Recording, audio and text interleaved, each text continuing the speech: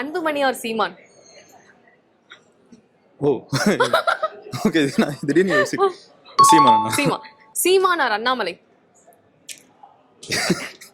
யாரு கியூட்டா வைக்கப்படுறீங்க சொல்லுங்க. இல்ல யாரு இதெல்லாம் எழுதி தர்றதுன்னு சத்தியமா நான் எழுதல. Okay, Seeman or Annamalai?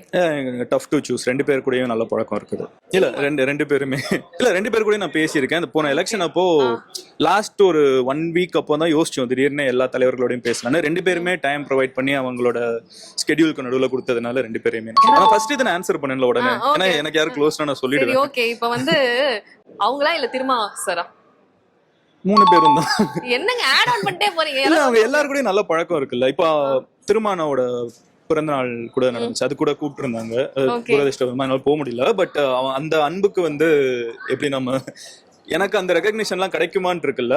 ரொம்ப தோழர்கள்ங்கிறத தாண்டி ஒரு தம்பியா பாக்குறாங்கல்ல. அது வந்து 3 பேருமே எனக்கு நல்ல பழக்கம், 3 பேருமே பிடிக்கும். கண்டிப்பா நீங்க யாரையுமே விட்டு கொடுக்க போறது இல்லைன்றது தெரிஞ்சிருச்சு. அதனால இந்த செக்மெண்ட்டை க்ளோஸ் பண்ணிடுறேன்.